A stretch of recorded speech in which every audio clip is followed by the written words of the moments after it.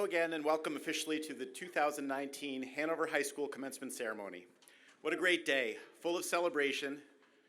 So far the weather's beautiful, but also bittersweet. Seniors, you're a special group, kind, strong, compassionate, and fun. You've been a big part of my life these past 4 years, and I'll miss greeting you at the front door each morning. Please keep in touch and know that our entire community is in your corner, rooting you on from afar always. Also, when we encounter each other after this evening's ceremony, please call me Justin. Congratulations, class of 2019. I'll miss you all. At this time, I would like to introduce Leila Trummel, a graduating senior and our Master of Ceremonies. Leila is a talented scholar, a passionate advocate for all environmental causes, recently dubbing herself the Compost Queen in the Pen of Iron. This evening's Master of Ceremonies, Leila Trummel.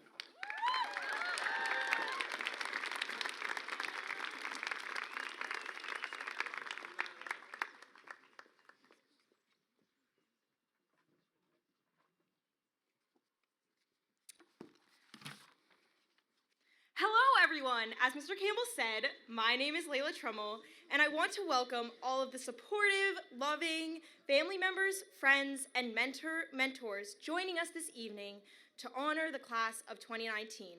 Without you all, we wouldn't be here today. And to the class of 2019, we made it here. Finally, am I right, guys? So, before we begin, let's have a round of applause for everyone who worked behind the scenes to make this ceremony possible.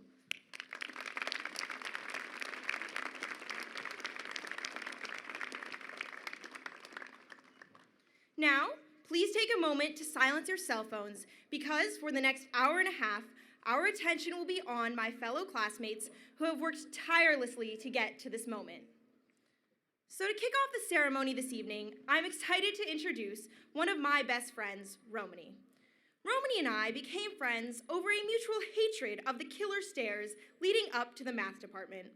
Every day after US history on the first floor, we'd slowly make our way up to Algebra 2 on the third floor.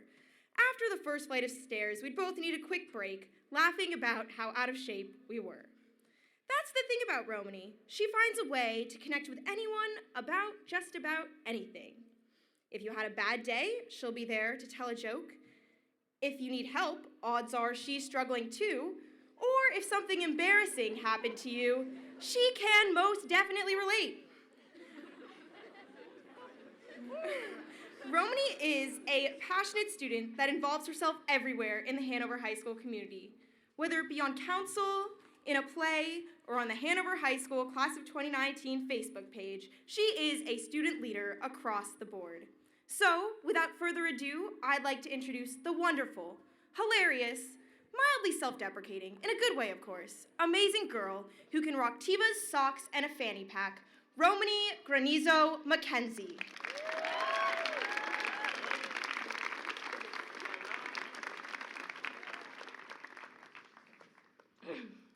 Hi, everyone. Thanks for coming out tonight. Friends, family, the uncle that wasn't invited but still came. You know who you are. Thanks so much, Leila, for the introduction. How about this weather, right? Awesome. Yeah, okay. For those who don't know me and didn't get enough from Leila's intro, my name is Romaney. I'm somewhat of a self-proclaimed comedian, which is why I think I'm up here today.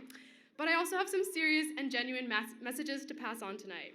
I want to say a few things before I start, just so I don't feel so nervous. I think writing this speech has been one of the hardest things I've done in high school, and I've taken Methods H. There is not much in life more nerve-wracking than speaking in front of around 1,000 people, and even worse, 200 of your high school classmates. I just want to say, if you have any expectations for what this speech will be like, let them go. I've rewritten this speech completely around 4 times, so even I'm a little confused about what exactly I decided to include. But there's one rule I ask for this whole speech. If you hear me say anything that you think remotely resembles a joke, laugh, giggle, cackle if you want. And if it takes a really long time for me to flip my pages, I'm sorry. I'm self-diagnosed with clammy hand syndrome, which is a nearly fatal condition. Thank you for your condolences. Also, if I start sentences several times or stutter, I give you full privilege to make fun of me. I think I'm actually going to miss going to Hanover High School. Now, that sounds like a backhanded compliment and all, but everyone says high school are some of the worst years of your life and that college is exponentially better. But wow, if that is true, I am set for some really amazing years from here on out, because my high school experience really hasn't been too bad at all. I mean, I've had my problems, like not having enough money to buy a custom quesadilla at the caf, but overall, I've really enjoyed my time here. And if you were wondering, I actually was able to buy that quesadilla even though I had no money, because one of the lovely librarians here gave me $3 in quarters and compromised that I don't eat it in the library, which is a pretty good compromise when you think about it. And that is a perfect example of how the interactions between staff and students go down here at Hanover. We pride ourselves on being a democratic school where students have a say in the administrative factors that govern our body. And albeit true, sometimes it seems like students don't necessarily have that say. I like to think we do. And I found that teachers tend to treat students like actual people instead of their inferiors. I have formed some really great relationships here with the staff. I like to think that I've grown especially close with my freshman and sophomore year French teacher, Monsieur Cochran, or as I like to call him, Tommy C. And to think that freshman year he threw me out of his classroom because I threw a pencil case at Joey Goff, full of pencils. Oh well, look how far I've come, right? I think I've truly changed from the person I was as a freshman. You can ask any of my 9th grade teachers and they will tell you how terrible of a student I was. Well, I mean, they probably won't outright say that, but you can definitely infer it. I'm probably exaggerating, but I think it's laughable now. 3 years ago, not so much. My time in Methods H really took the cake for my worst academic performance of my life. All throughout elementary and middle school, I had convinced myself that I was terrible at science, and then methods seemed to really reinforce that belief. But I realized throughout the next years that science was my favorite subject. I found joy in writing labs in bio and analyzing the makeup of leaves with Heather and Oliver. There's nothing I found more rewarding than going to Miss Kornfeld to ask for more help on chemistry topics that I didn't fully understand. I did hours of MOPS to practice physics concepts. I strove hard when I took astronomy to prove to Mr. Phipps that I, in fact, am a capable student, contrary to what he might have thought during Methods H my freshman year. Hanover High School helped me to prove to myself that science is exactly what I want to pursue for the rest of my life. And if there's anything that I can hope for my fellow classmates, it's that they took full advantage of all that Hanover has to offer, like I tried to. Whether they took classes in the arts where they learned to share their talents or strove to do well academically to prove to themselves their abilities, Hanover pushes kids exactly where they need to be pushed. The best thing about Hanover is the amount of opportunities which we are provided with. We are all ridiculously lucky to be attending what I've always heard a private public school. What I mean is that we are blessed with educational travel abroad trips, extensively educated and capable staff members, and for God's sake, we have a nearly 1,000 Chromebooks lying around. Along with a tremendous number of opportunities, Hanover is often praised for its bright and motivated students. At Hanover, it's cool to be smart. I mean, one of my favorite friend groups in the grade calls themselves the Squadalateral. Quadrilateral, okay. And thank you. And it's filled with some of my smartest friends. Not only are the smart kids smart, but they're also funny. Hanover kids just seem to have it all, right? But although those girls are the smart kids in a lot of my peers' eyes, it's important to mention that we all are smart kids, honestly. I know that sounds cliche, but it's something I often need to remind myself. I went to a studies program this summer after my junior year where I was enrolled in a class called The Quest. In The Quest, we analyzed literature and studied the humanities and the philosophy of the hero's journey. Now, reading thick literature has never really been my strong suit, but my weaknesses were especially amplified when we had to be reading around 60 to 100 pages a night of condensed reading, on top of journal entries and essays. See, I have self-diagnosed myself with some kind of attention disorder, and I also tend to joke that I'm partially illiterate, but the more I think about it, the more it seems to be true. To add on to that, all the rest of my classmates were so smart and distinguished and would bring up such brilliant points in class, and I would sit there searching my brain for something insightful to add. I beat myself up so much in that class and constantly led myself to believe that I was completely inferior to my classmates and would laugh off my teacher's sincere compliments about my writing and my work. I never believed him until I received the written evaluation where he pointed out my strength in the class when all along I considered myself the stupidest one. What I'm trying to relay is that sometimes you have to be your own biggest fan if you want to succeed. In college and in life, there's going to be a lot more competition compared to our small class sizes here. And you have to be confident in your own abilities and not obsess over how brilliant you think the other kids are. I mean, by all means, hype up your friends and appreciate new points brought to the table by the out-of-the-box thinkers. But just because someone is smart does not mean you are dumb. But hey, if you want to be the dumb kid in college, go for it. If you've worked really hard all throughout high school to get the best grades and push yourself to be the best athlete or performer or artist, give yourself a break. The high school you does not have to be the college you. I know college Romaney is going to try and take on a lot less leadership responsibilities than high school Romaney did, and college Romaney is also going to try not to talk in the third person. Thank you. Okay. Yeah, okay. Okay. And if you aren't going to college, I applaud you. I am jealous that you are confident enough to go right into the workforce because you know your abilities and you know what you want. You too are at a place where you can redefine yourself. All of us are no longer confined to what the pressures of high school defined us as. We are free to do and be whatever pleases us, but please, don't be crackheads. That's one thing I cannot encourage you to be. Speaking of crack, how crazy is that we're graduating? Ooh, yeah. Okay. Okay. I was so close not to graduating. Just 24 hours ago, I had an outstanding fee of $453. I didn't know if I could even owe someone that much, let alone my own school. But really, we're all up here doing it. The kids I've known since rec soccer in kindergarten are now about to enter the real world, where things don't change every 50 minutes and you don't get forgiven for disrupting a whole class because your mom sent you a video of her feeding a baby squirrel peanut butter.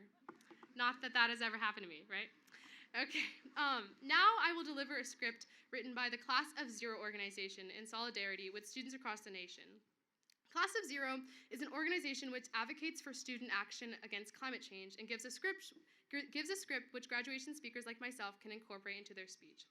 I believe that this, along with the lighthearted jokes about our class, is exactly what my peers need to hear. So here's the script. Today we celebrate our achievements from the last 4 years, but I want to focus on what we need to achieve in the next 11. That's how long climate change scientists have given us, 11 years to avoid catastrophic climate change. It's already damaging our homes, our health, our safety, and our happiness, but we won't let it take our futures too. Our diplomas may say class of 2019, but marked in history, we are the class of zero. Zero emissions, zero excuses, zero time to waste. Across the country, our class stands 7.5 million strong, and in unity, we're given 2020 political candidates a choice. Have a plan to get zero emissions, or get zero of our votes. Together, we have the power to solve the climate crisis. Every student, every parent, every teacher, and every leader. The future is in our hands. High school is over just as soon as we flip these tassels. I would go into a whole thing on how traditions are just norms and how people just put so much meaning into a few pieces of string hanging off a cap, but philosophy and existentialism is definitely more Mr. Concilio's vibe, so I'll leave that to him. But in all honesty, it hasn't really hit me that I'm not coming back here next year. I mean, what are we gonna do without Mr. Falcone's iconic welcomes at our class meetings, or Angela asking me to sign in when I never signed out, or clapping in the library for no reason, or co-op runs that start 5 minutes before the next period starts, or never saying hi to the Mitchell twins because I never know which one is which, or looking down at my phone when one of my old teachers is walking towards me from the other side of the hallway, or standing awkwardly when my friends aren't in the library or the pit. Well, actually, that'll probably happen in college too, so never mind. I think I truly speak for all of my peers behind me when I say that I'm truly grateful for what Hanover has given me and pushed me to be. I thank our teachers for doing the somewhat thankless job of educating the next generation, and I thank our administrators for laying down the law and always practicing justice. I thank our custodial staff for all the small talk and all the hard work. I thank our parents for leading us through life with the hand of love. I thank our families for setting the bar high and motivating us constantly. I thank the CAF TVs for always telling us what's going to be for lunch. I thank Mr. Murphy for being the kindest old man that I know. I thank my peers for all the laughs and academic motivation through competition and for giving me this platform. So I say, thank you, Hanover.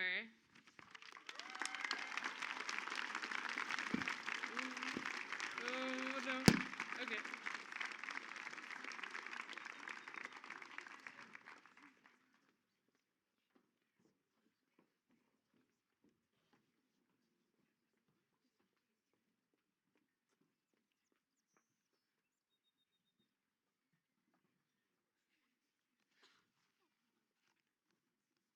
Thank you, Romaney. That was great. So, Elizabeth Napier will be our first performer tonight with the song Long Live by Taylor Swift. Ever since I've known Elizabeth, she has been a huge Taylor Swift fan. She used to serenade us with her music at all the middle school talent shows, so it only seems fitting that she performed Taylor's music with us one last time. Please join me in welcoming the very talented Elizabeth Napier.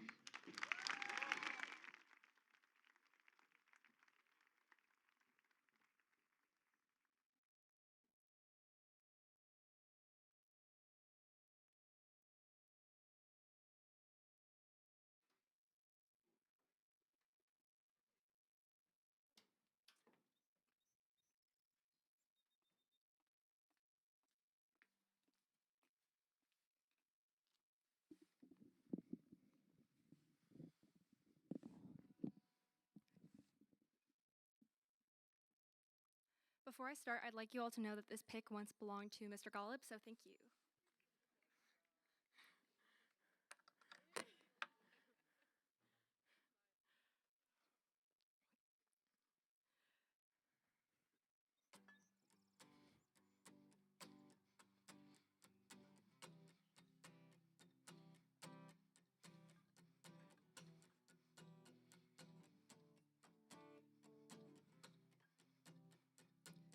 I said, remember this moment in the back of my mind. The time we stood with our shaking hands, the crowds in stands went wild. We were the kings and the queens, and they read off our names. The night you danced like you knew our lives would never be the same. You held your head like a hero on a history book page. It was the end of a decade, but the start of an age. Long live the walls we crashed through, all the kingdom lights shine just for me and you. I was screaming, long live the look on your face and bring on all the pretenders. One day we will be remembered. I said, remember this feeling. I passed the pictures around of all the years that we stood there on the sidelines, wishing for right now. We are the kings and the queens. You trade that baseball cap for a crown, and they give us our trophies, and we'll hold them up for our towns. And the cynics were outraged, screaming this is absurd. 'Cause for a moment a band of thieves in ripped up jeans got to rule the world. Long live the walls we crashed through, all the kingdom lights shine just for me and you.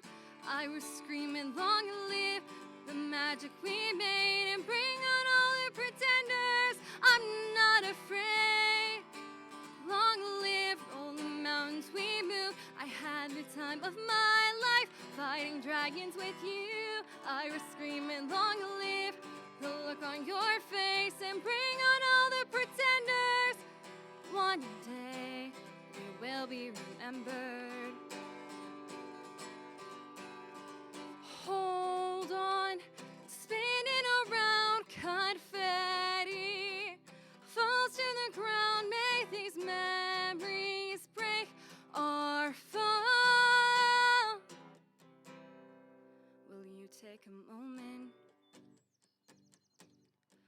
promise me this, that you'll stand by me forever.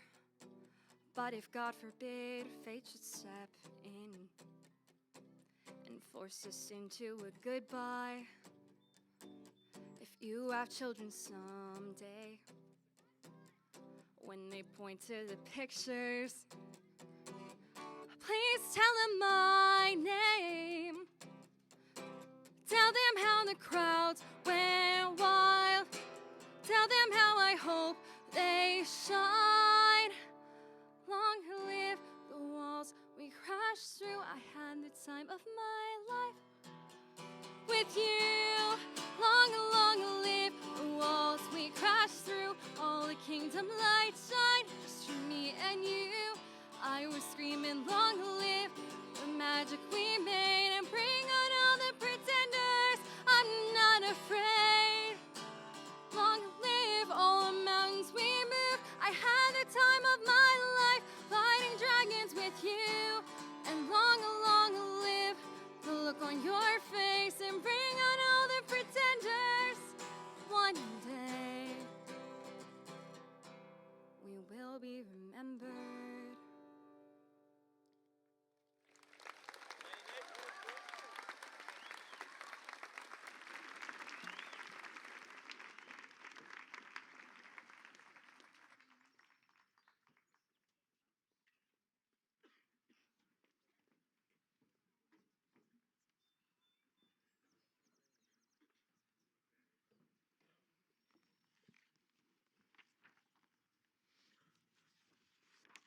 Wow, Elizabeth, that was beautiful. So I'm pleased to announce that our guest speaker this evening will be Mr. Concilio. I have been fortunate to have Mr. Concilio for 2 semesters in both English 9 as a freshman and Composition 2 as a sophomore. And I've never met a student who doesn't like Mr. Concilio. His humor combined with his passion and knowledge for English make for an amazing teacher. He's such a talented teacher that he even managed to make learning grammar fun, which I didn't think was possible. He would bring out his grammar pony, which I have here all dressed up for you today, when it was time to learn, and the pony would assist his teaching of grammar. Upon saying something clever, he would ceremoniously hand you the pony. That satisfying feeling of getting the grammar pony made everyone work harder so they could have a shot at the glory. Sadly, I don't think I ever received it. Mr. Concilio isn't only a humorous teacher, he also sincerely cares about his students. As a freshman, I was a timid writer who constantly talked badly about my work. Mr. Concilio got tired of listening to me be so hard on myself and told me, "Leila, you are far smarter than you think. You are a good writer and a pleasure to have in my class. Please have some confidence." This set Mr. Concilio apart from other teachers. His kind words have stuck with me all throughout high school. He is an inspiration to all with his ponytail, his tweed jackets, his love for horses and tea, and above all, his appreciation for his students. Please join me in welcoming Mr. Concilio.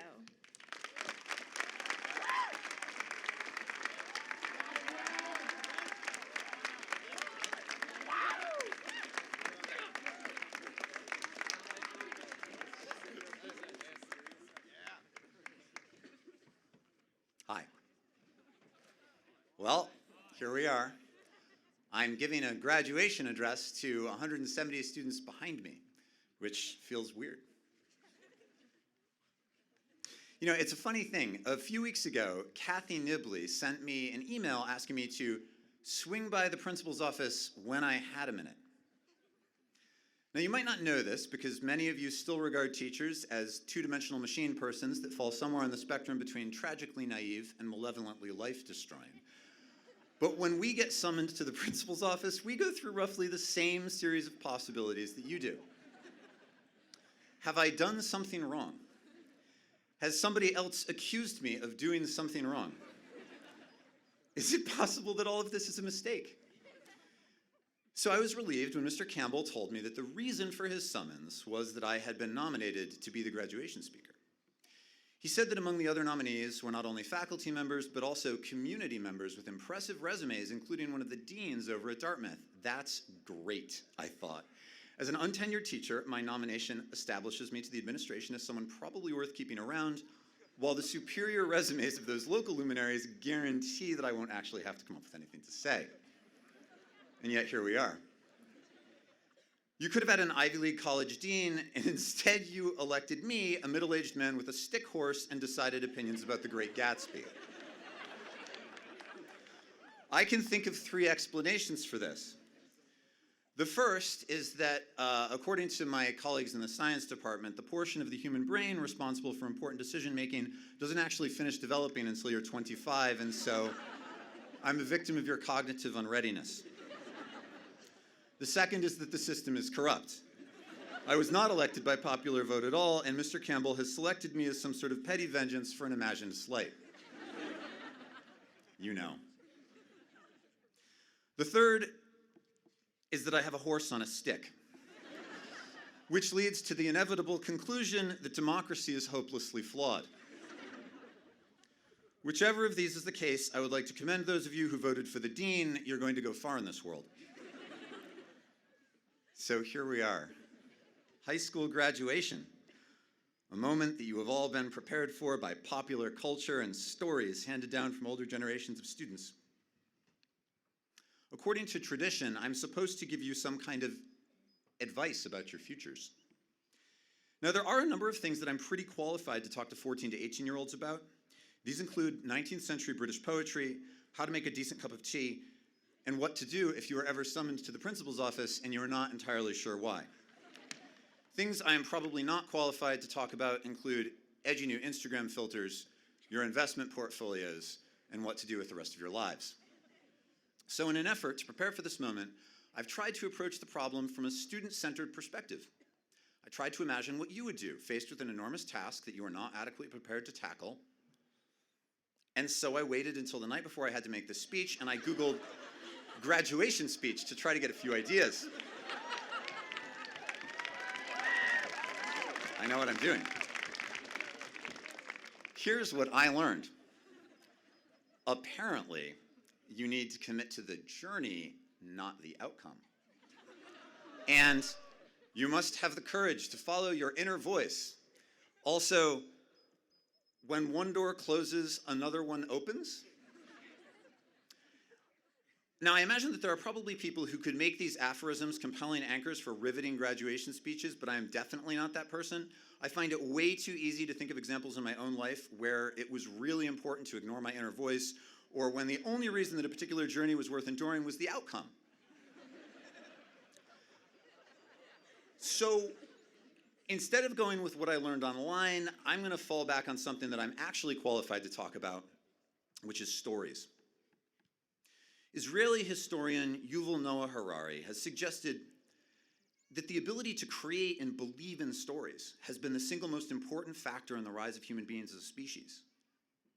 When 100 billion humans have a shared story about their identity or about right and wrong or about what's important in this life, it becomes possible for millions of people who have never met, who have no individual relationships with one another, to work to create cities, to create nations, economies, civil rights, the internet, the moon landing, Instagram, pretty much every important human endeavor of the last 10,000 years has been made possible by the cooperation of large groups of people who all believe in the same story. There are other creatures with large-scale cooperation, but as Professor Harari points out, no beehive in history has ever decided to execute the queen and form a democratic republic because bees cannot tell stories. Stories, however, are not only important as organizational tools for large groups. They're how we define ourselves as individuals. Each of you has a story. Actually, each of you has and has had over the course of your life many stories. Stories about who you are, about how the world works, about what matters. And every day I watch you tell these stories to yourselves and to one another, whether you realize you're doing it or not. And often these stories are in some way about what makes you special. Maybe the way you comport yourself in class says, I'm an edgy intellectual who reads books that would terrify most teenagers. Or maybe your pickup truck and wardrobe announce, I'm a good country boy with down-to-earth values. Or perhaps you have an Instagram account that tells a story about how relevant and connected you are to popular culture. Yeet, whatever that means. Oftentimes, the stories we tell about ourselves can be empowering. They can help us to know how to behave in new situations. They give us a role to play. If today has any meaning at all, if this ceremony has any meaning at all, it's only because it's part of a story that for each of you started 18 years ago. Each of you is a story maker. Each of you is the protagonist of a grand tale that began with your birth, developed over 18 years of growing and learning and struggling and hurting and loving and becoming until you've reached this moment, a moment in which you are participating in a ceremony devoted to the celebration of your readiness to leave one stage of life behind to begin another. Without that story, none of this would be happening. Without that story, none of this would make any sense. You would just be a bunch of adolescent Homo sapiens dressed up in polyester medieval robes with nowhere to go. But if being here makes you happy, if dressing in these outfits and participating in this ceremony makes you feel excited or reflective, or if it's helping you gain some emotional perspective on a big transition, then this is a good story. A good story is one that helps us to be better people, to lead richer, more fulfilling lives, to navigate obstacles and failures, and to be happy. So here's my first piece of concrete advice. Think about the stories you tell yourself about who you are as a student, as a son or a daughter, or a friend, or a romantic partner, or an athlete, or an artist, and ask yourself of each of these stories, does this help me to be brave, kind, compassionate, successful, and happy? And if not, you might want to reconsider your story. Thinking about your life as a story can be enormously useful as a tool. When I was in my early 20s, living with some friends in an apartment in Boston and navigating the utter existential angst that sometimes accompanies the beginning of that part of your life where there are no more grades, no more classes, and no more clear and obvious metrics for success, I learned to embrace a thought experiment we liked to call the rocking chair test. When you're facing a big decision like, should I hang around Hanover this summer with my friends or take that internship in Germany? Or should I keep working on the road crew or roll the dice and start my own landscaping business? Imagine yourself sitting in a rocking chair on your porch at 90 years old, looking back at the story of your life. Are you more likely to say, I really wish I'd tried living in Germany for a summer? Or are you more likely to say, I sure do wish I skipped out on seeing the world and hung around Hanover some more? You might find that the choice is suddenly pretty obvious. It's generally whatever makes a better story. But we also need to be careful about the stories that we tell. Just as every great achievement in human history has been made possible by the collective belief and cooperation that storytelling makes possible, so too has every atrocity, every act of oppression, every mass genocide been possible because a large group of people believed that they had a special destiny that required the removal of a group of people with a different narrative. In a smaller way, we all do the same thing in our personal lives. Have you ever caught yourself creating unflattering narratives about the kids you go to school with to make yourself feel better about some insecurity? Here are some common ones. Those kids might be smart, but they aren't ready for the real world like I am. Or, those kids might be popular, but they aren't deep and reflective like me and my friends. I know I did that stuff when I was a teenager, and although it felt true and empowering at the time, in retrospect, I realized it wasn't only inaccurate, it was also wrong. Those types of stories might make you feel empowered, but they don't make you better, they make you worse. This brings me to my last piece of advice. Don't buy into stories that reassure you of your own value by tearing other people down. In no way does this actually lift you up. It just makes the world a little darker and you part of the problem. You're graduating at a difficult time. You face economic, environmental, and geopolitical instability that seemed unthinkable when I was graduating high school. You're entering your adulthood in an America that is deeply divided by the stories we tell. In such a world, it's very tempting to buy into one of the narratives being piped into our home on a daily basis through popular media, narratives that insist that the people who believe what we believe have the whole and only truth, and that those who do not share our beliefs don't share them because they are stupid or because they are evil, or both. You know the stories that I'm talking about. They've become fixtures of our cultural landscape. Many conservatives have a story about how liberals are emotionally fragile snowflakes who refuse to understand basic economic realities or accept that people should be held accountable for their choices. While many liberals regard conservatives as science-denying bigots brainwashed by the patriarchy. Neither of these narratives serves to make those who embrace it more kind, more empathetic, or more able to tackle difficult problems in a thoughtful and honest way. Instead, these stories make us intractable, ideological, and incapable of meaningful dialogue. When we embrace these stories, discussion is replaced by shouting, and we are reduced to holding up signs with slogans that rally the faithful by reinforcing mythologies that banish complexity and empower us only to close our minds to the ideas and experiences of others. Note that I'm not suggesting that there are not facts about economics or about climate science that should and do play an important role in what we believe. Only that when we tell a story about our opponents that paints them as cartoonish antagonists with motives worse than our own, we shut down any opportunity for discussion and for dialogue and for progress. It is my profound hope that this class of 2019 and those who follow you can help our nation build a new story, one that is more productive and more inclusive, a story that could enable millions of people who have never met, who have neither geography, nor religion, nor race, nor economic background in common, to work together towards a common goal, a future in which every one of us has an opportunity to make each of our lives a work of art, a song worth singing, a story worth telling. Thank you.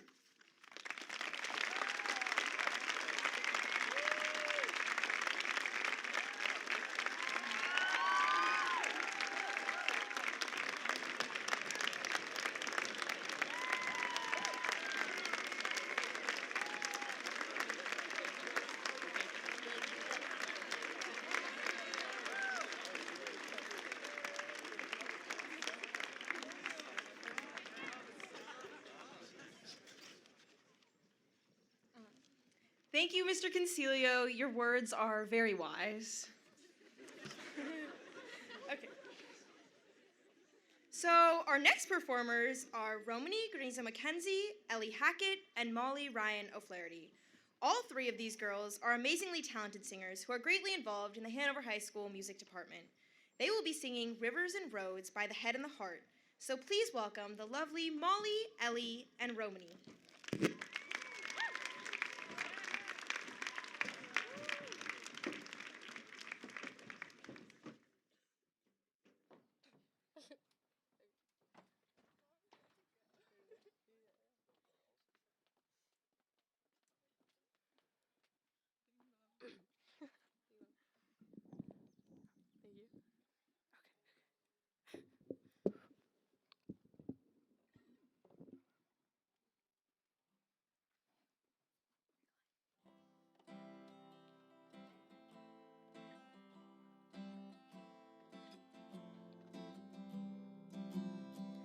A year from now, we'll all be gone. All our friends will move away.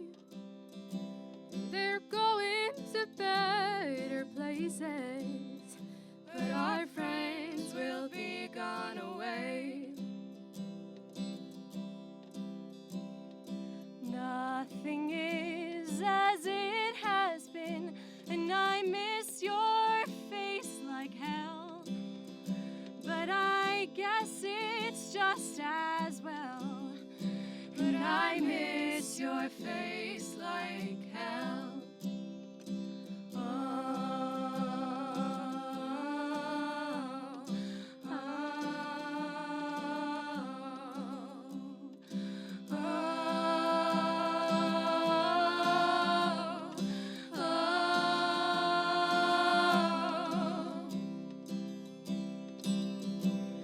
and talking about the way things change in my face.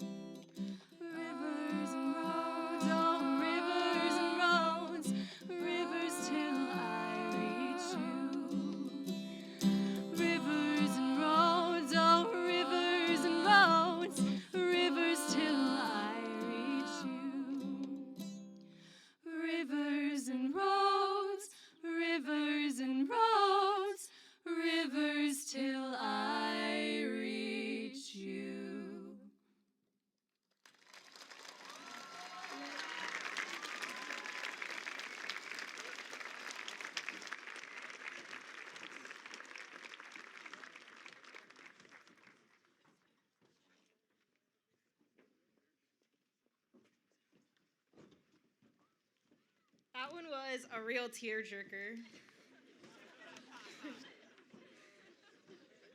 So next up, we have the presentation of diplomas by Principal Campbell, Dean Stevenson, and the Dresden School Board Chair, Neil Odell.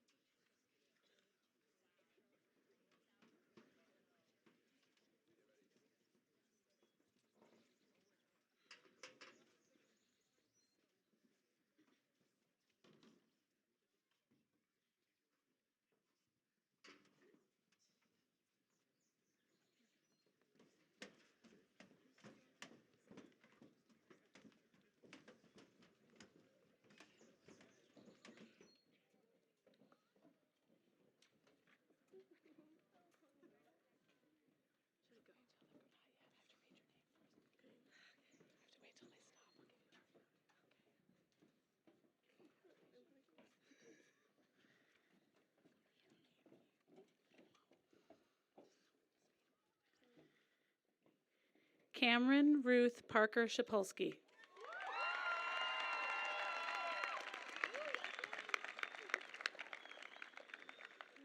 Heather Page Stafford.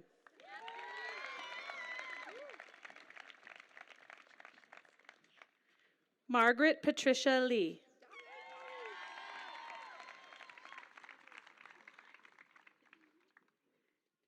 Kaylee Madeline Cardona.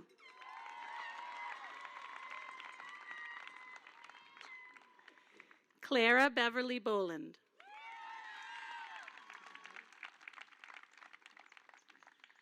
Margaret Adelaide Ryan O'Flaherty.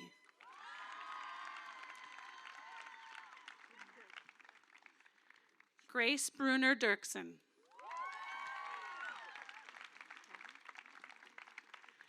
Eleanor Dunn Hackett.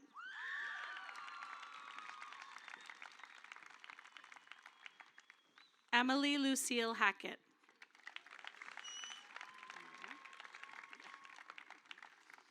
Maya Reynolds.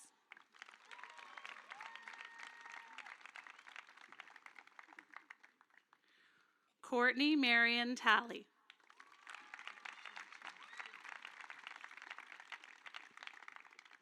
Margaret Ann Marie Finley.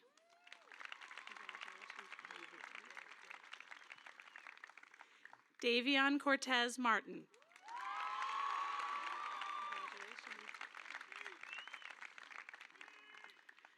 Dylan Christopher Bradley.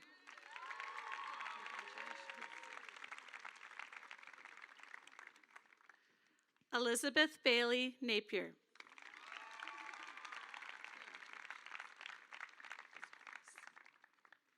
Dorothea James Somas.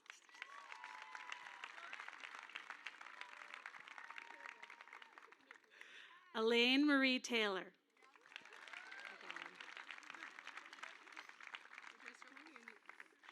Romaney, Delancey, Mob, Esme, Moran, Neve, Riviere, Granizo-Mackenzie.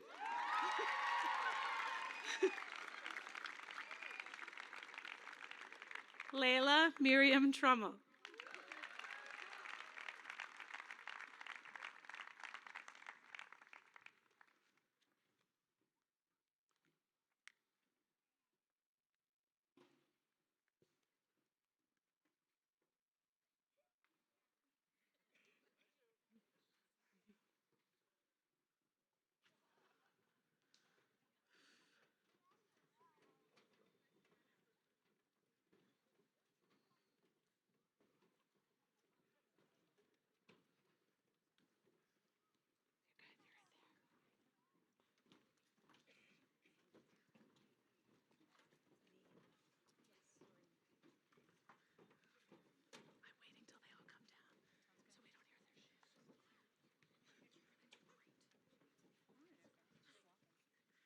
Claire Helene Austin Washburn. Wow! Yeah! Wow! Sheila McCarthy Sinhart.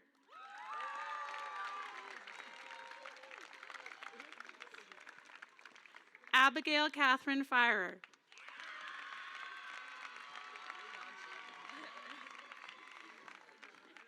Yaji Liu.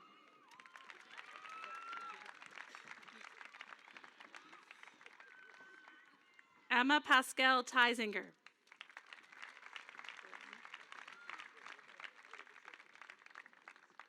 Bryn Porter Cable.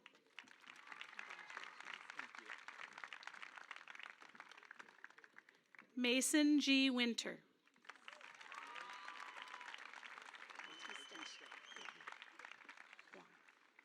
Juan Batista Galino.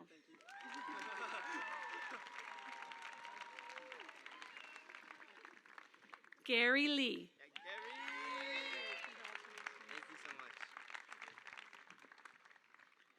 Oliver Sebastian Parado.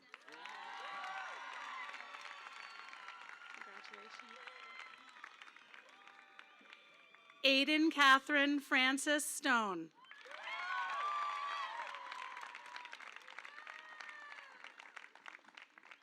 Ella Mackenzie Chapman.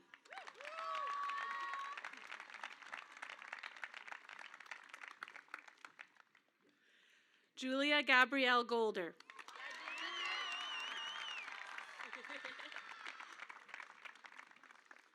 Diana Rickards Schwartz.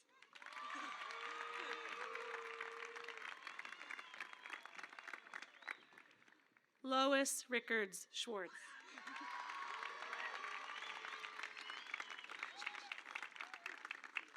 Emma Burke Watson.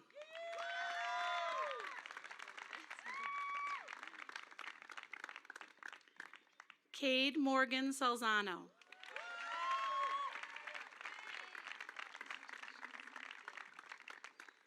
Paige Julia Nolan.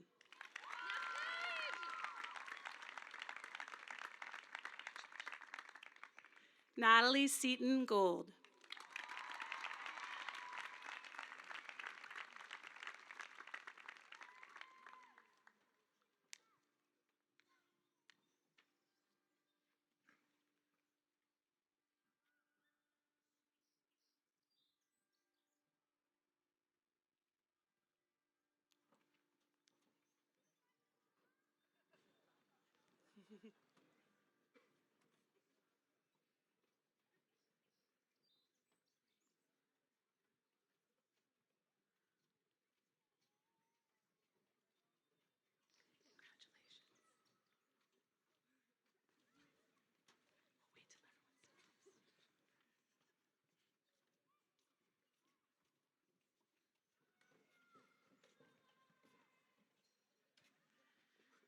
Maxwell Reed Lowe.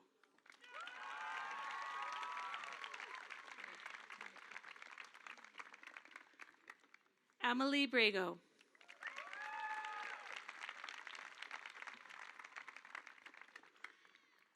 Andrew William Parker.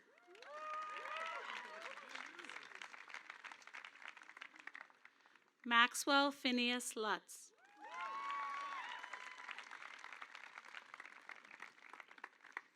Jet Ellen.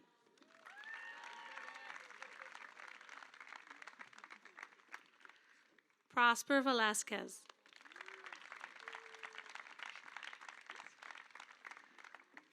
Luca Speidel.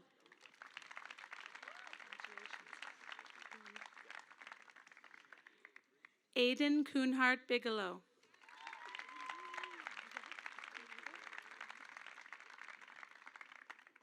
Kai Taylor Renshaw.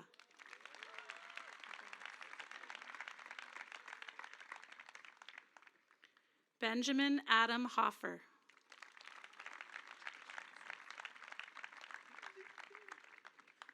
Benjamin James Stroud.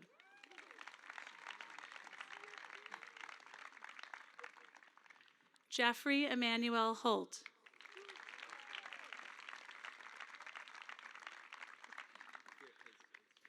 Mark Henry Ralston Daniel.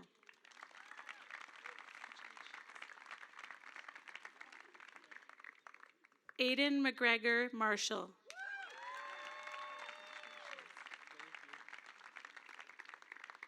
William Sherman Laycock IV.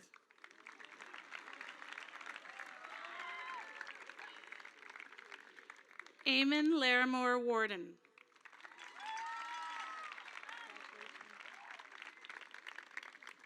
Samuel James Krimmel.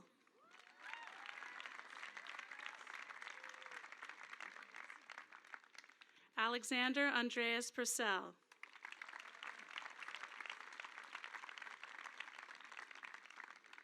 Shannon Helen Walsh.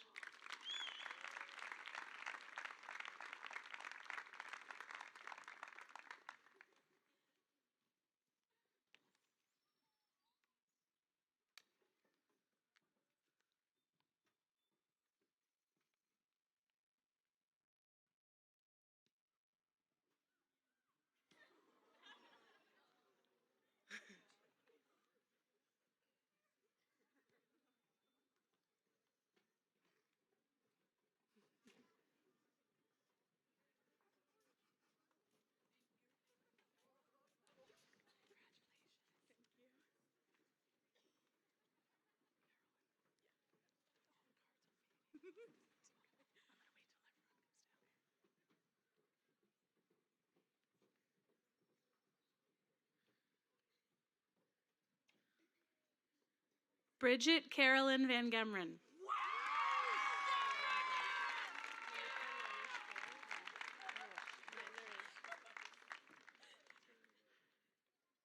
Anika Naresh Jain.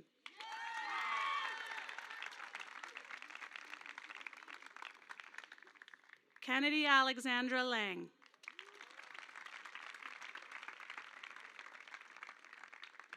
Geneva Natasha Kwaku. Aroha Shirai.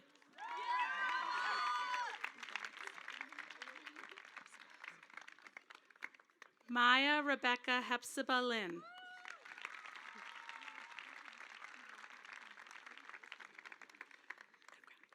Audrey Rose Lee.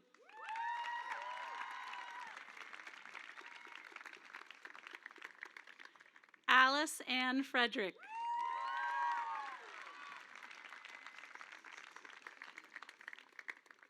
Caleb Calloway.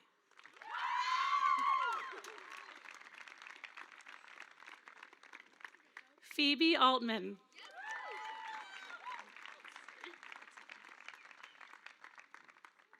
Lillian Dana Clark.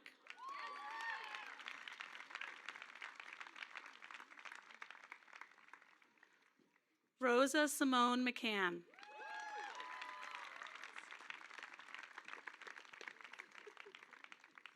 Sydney Renee Stearns.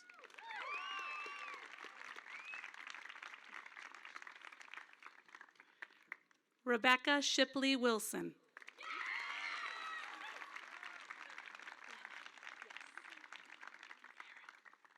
Emily Marin Lenning.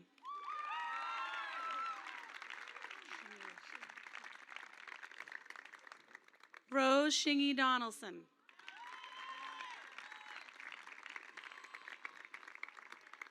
Sarah Marie Genzer.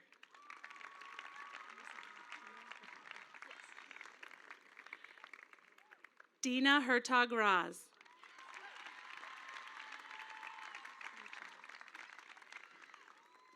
Emma Yichai Sapatapone.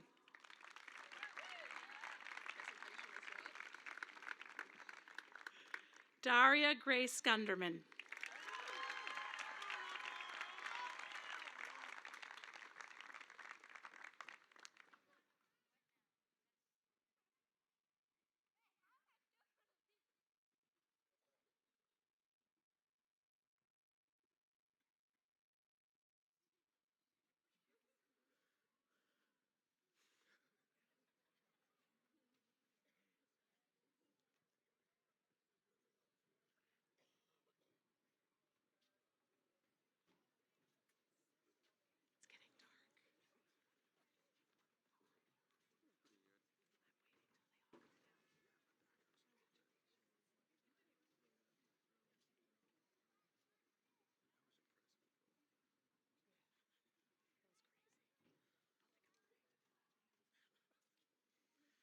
Tyler Wolfgang Whitman.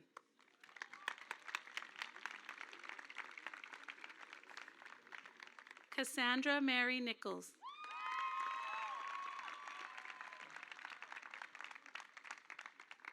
Jack McPhail Roby.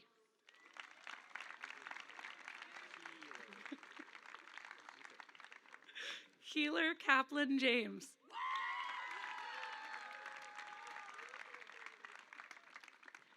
Nicholas Ali Mayo Pushy.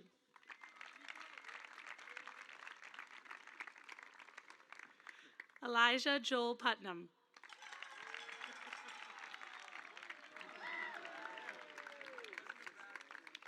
Christopher Scott Robertson.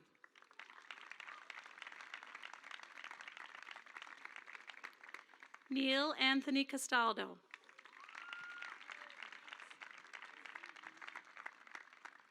Franz Lutmer.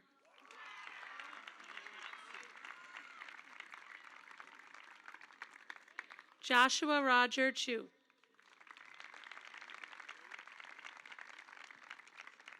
Ray Wong So.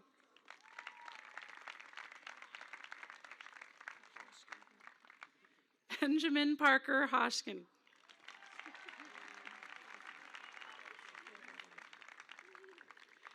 Max Aaron Paddock Finkel.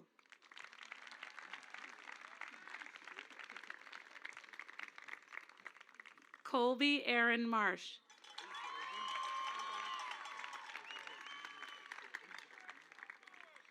Robert Arthur Putnam.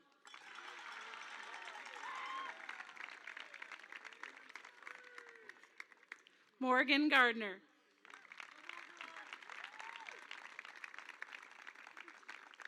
James Paul Tanney.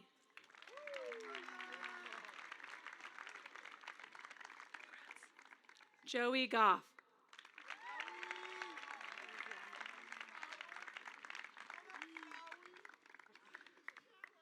Hans Williams.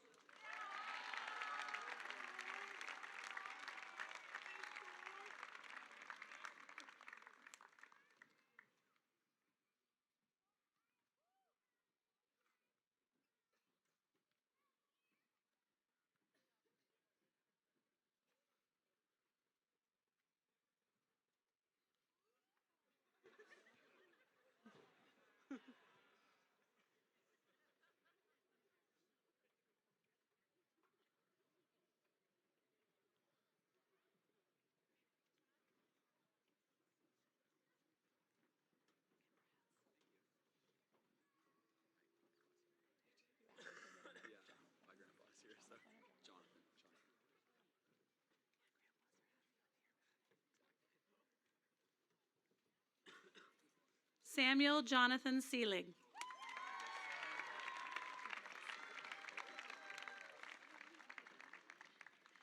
William Raymond Bender.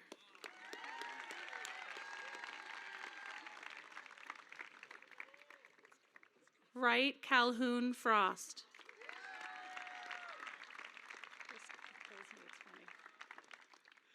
Pierre Mayo.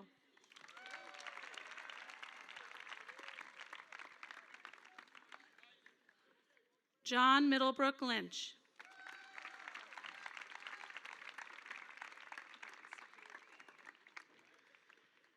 Colum Singh.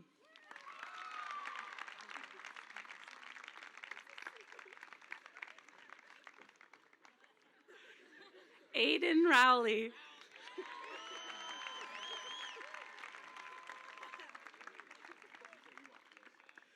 Liam Collins.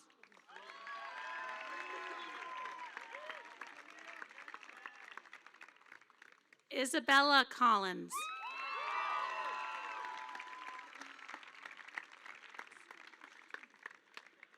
Mariah Keeley.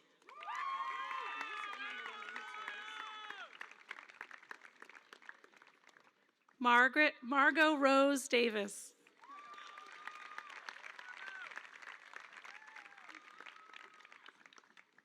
Henry Carlin Newman.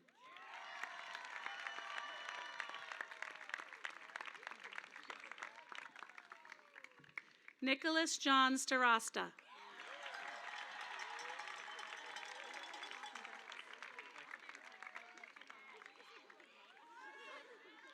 Boris S. Duvitsky.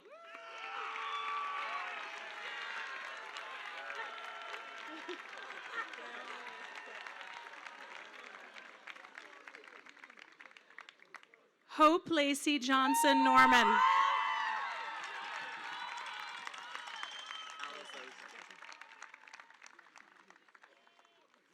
Matthew Ryan Elabozek.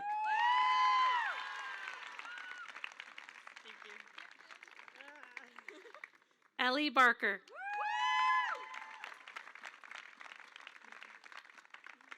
Laura Miriam White.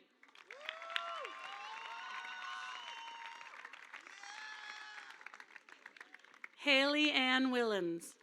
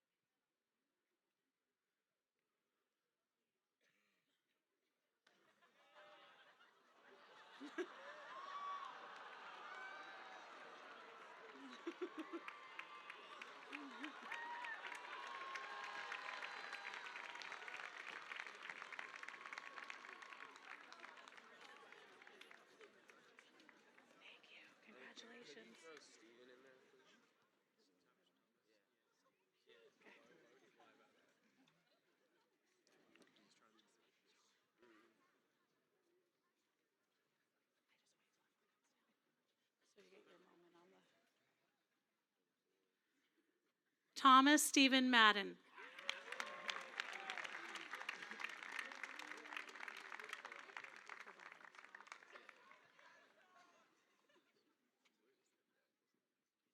Tobias Choi. I didn't even put the.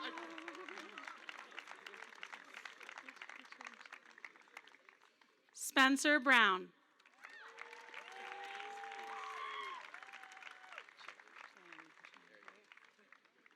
Christo Philip Chang Dragnev.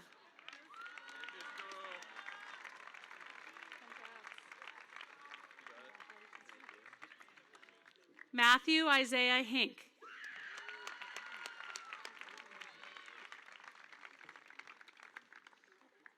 Griffin Patrick Young.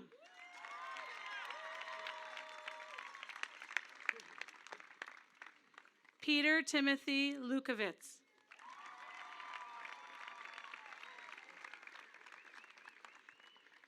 Eli Justin Silovich.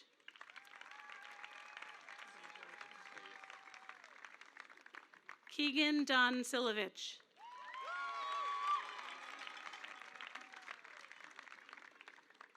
Caleb William Hamblin.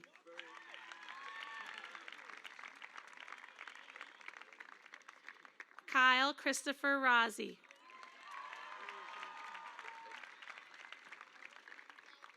Simon George Roach.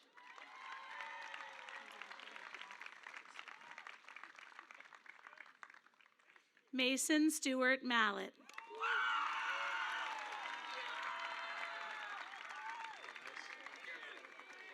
Duncan Andrew Bailey.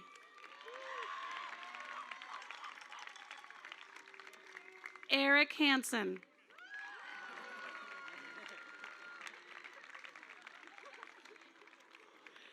Roger Toms.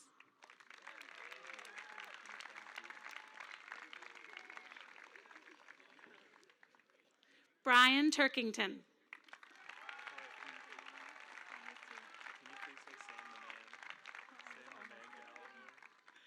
Samuel Robert Gallimore.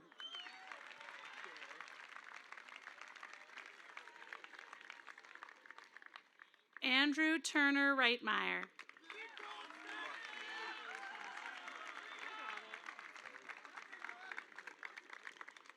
Caleb Alexander Frovine Benjamin.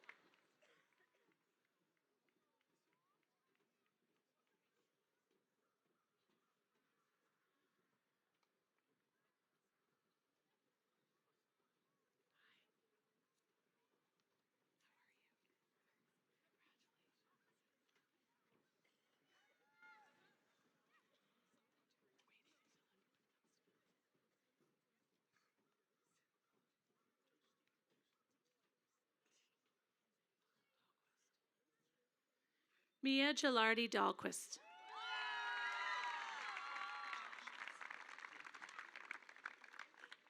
Ethan Radiconi.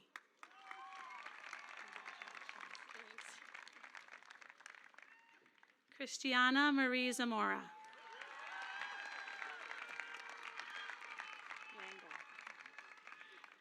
Christopher Hagan Onyango.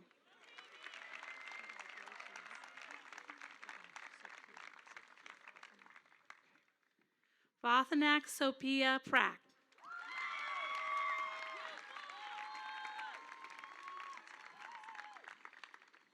Jessica Ridge.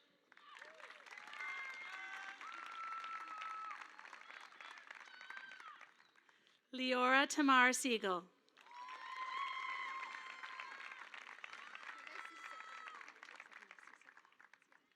Neve Cecina Moreau Anderson.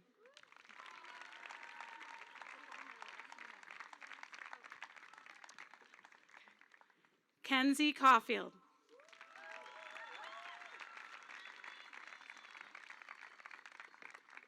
Adam Tyler Blackburn.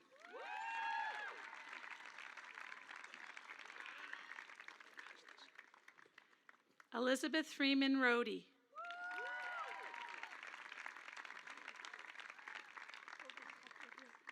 Hallie Macaulay Smith.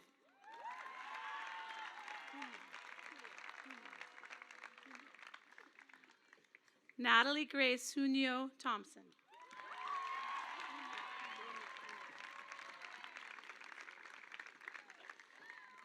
Emily Grace Marshall.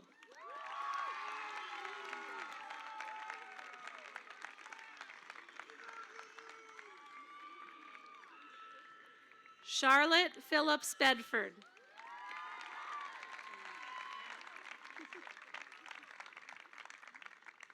Anna Claire Golden Morse. Yeah, Anna! Claire Elizabeth Yagan.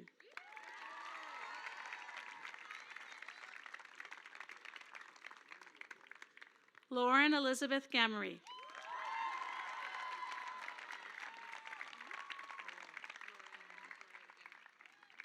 Maeve Moran Goodrich.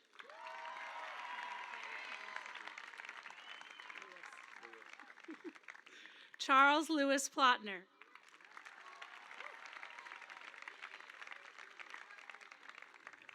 James Joseph Healy III.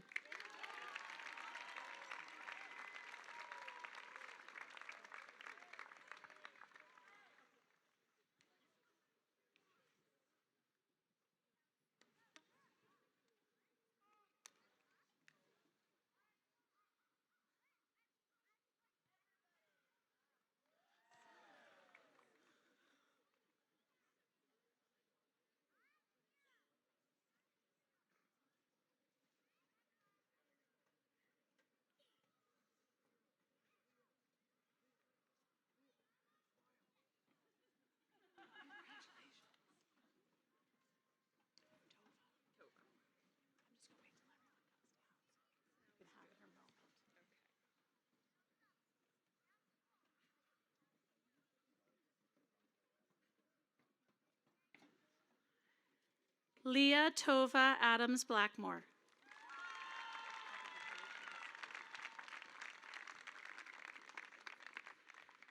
Glenn Jones Passow.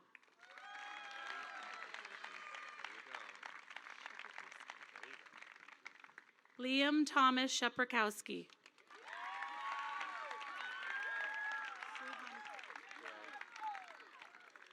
Suhan Gui.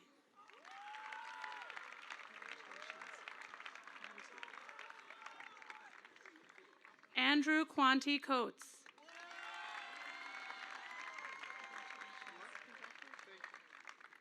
Oliver Duffy Minchell.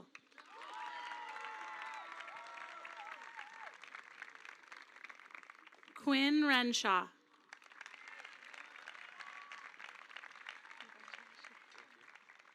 Dakota James Hanchett.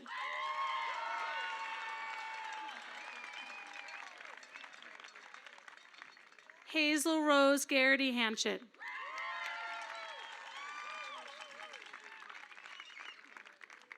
Zoe Ann Hutchins.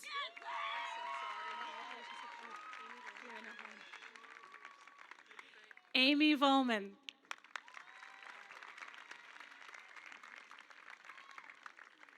Rachel Elizabeth George.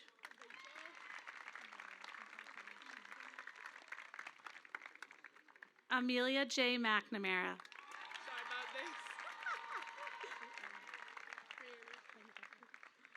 Brianna Marie Elder.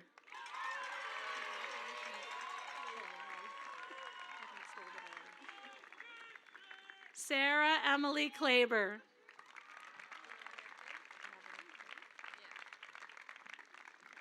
Valentina Navarrete.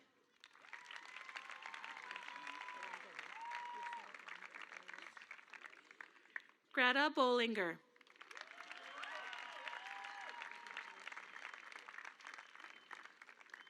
Ryan Jones.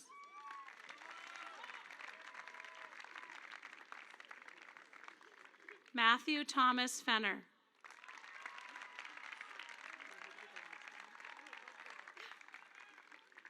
Julia Stahl.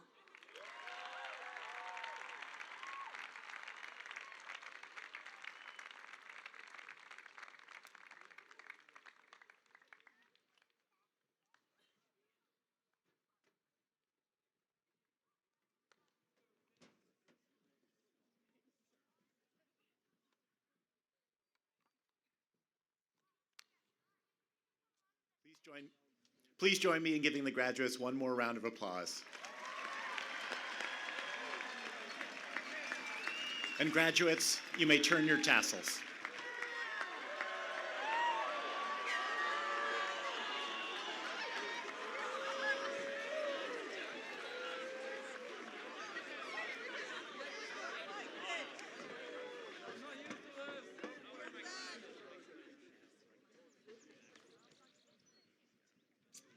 Okay, my fellow graduates, it's time to toss our caps. So we will toss our hats on my count. On 3, not after 3, on 3. So be bold, be courageous, be your best. 1, 2, 3!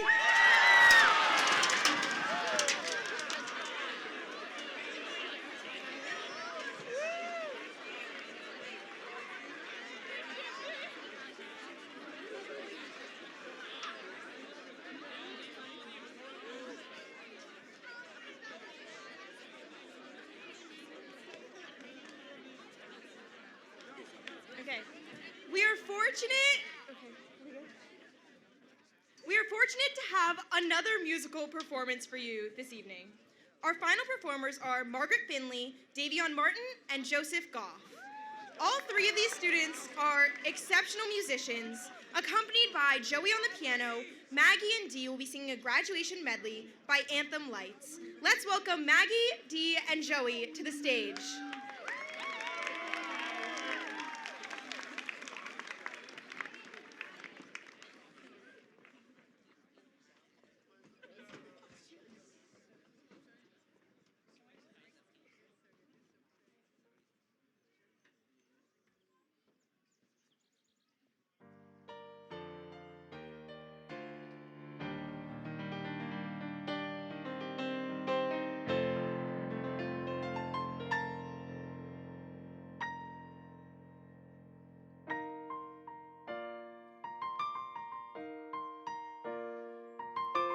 I will remember you.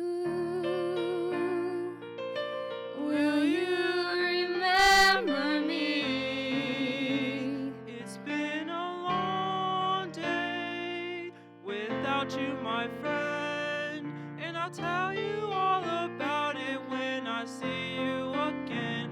We've come a long way from where we began. Oh, I'll tell you all about it when I see you again. When I see you again.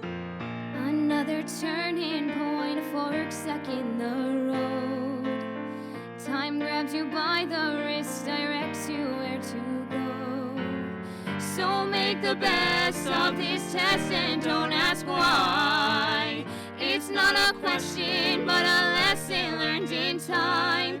It's something unpredictable, but in the end it's right. I hope you had the time of your life. Had the time of my life. No, I never felt like this before. Yes, I swear it's the truth, and I owe it all to you. I had the time of my life. No, I never felt like this before. Forever young, I wanna be forever young.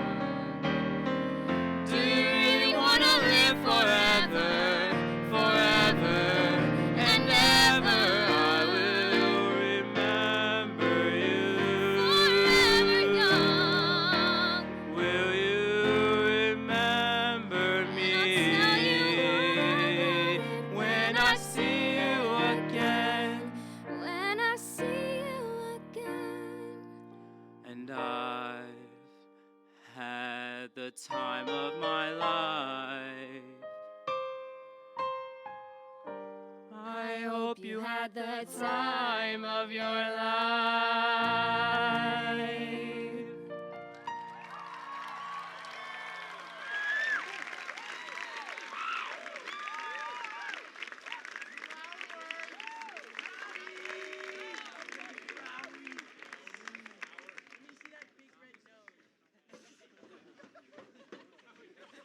Thank you guys for that.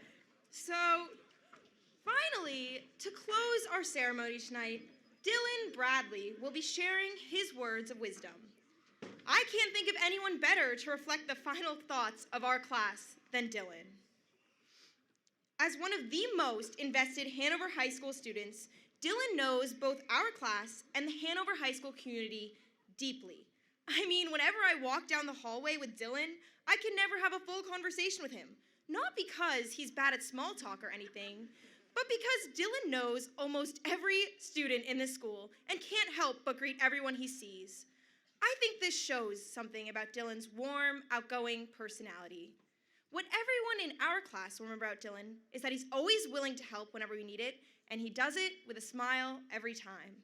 He's always interested in listening to what everyone has to say, and he's so invested in our class that I'm pretty sure he has nicknames for over half of us. So, without further ado, an athlete, a student, a musician, a lover of HHS, and above all, a great friend, Dylan Bradley.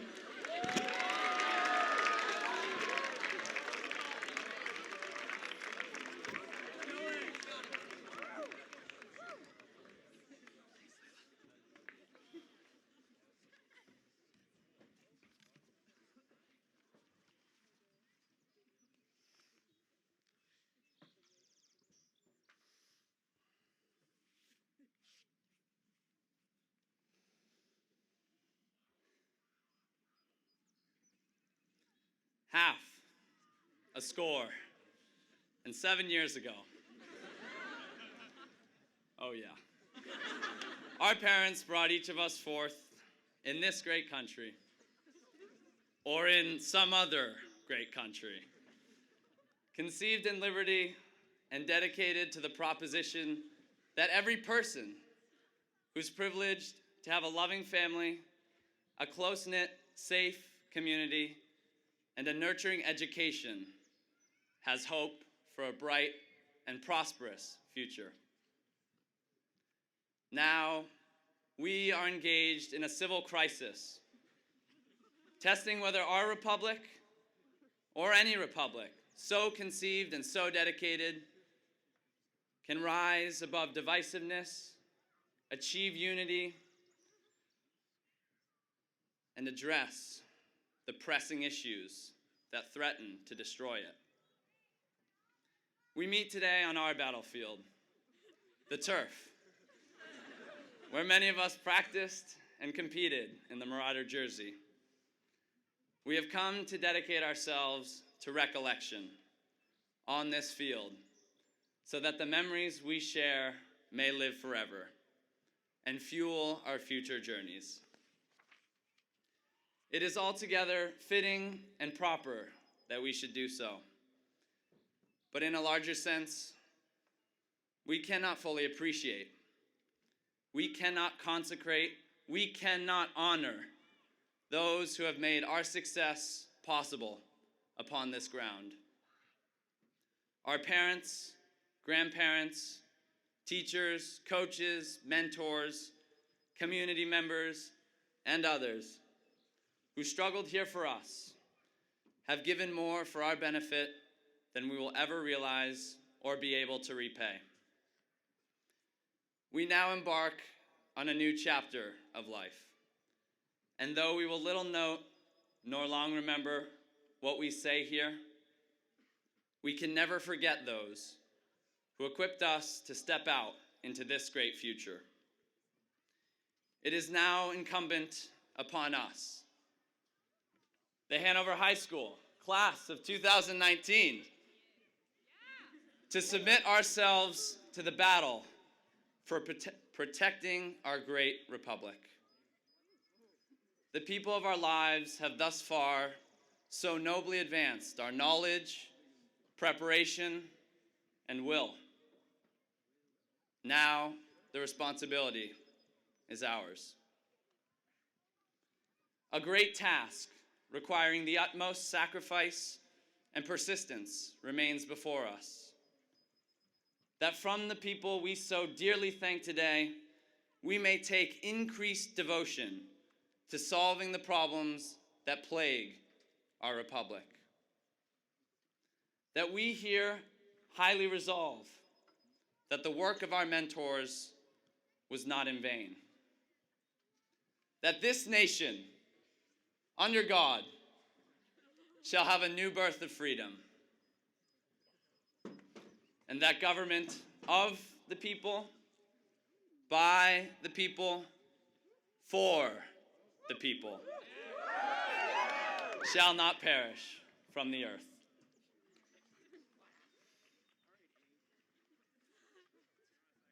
At no other point in our country's existence has it been more important to know and understand history. Abraham Lincoln delivered the Gettysburg Address at a dark hour for our nation, when it appeared likely that the American experiment would fail. Now, we also find ourselves at a desperate hour. But the hope for our generation lies in us. We are the hope. Let us never give up in the battle for our republic and our world. My fellow classmates, I cannot express how grateful I am to have spent the last 4 years with you all. You truly made it special, each and every one of you. Now we must go forth. Be fearless, be brave, treat others as you want to be treated, and hold the interests of our great country at the forefront of your minds. The times we live in call for it. Thank you, and much love from your friend, Deebs.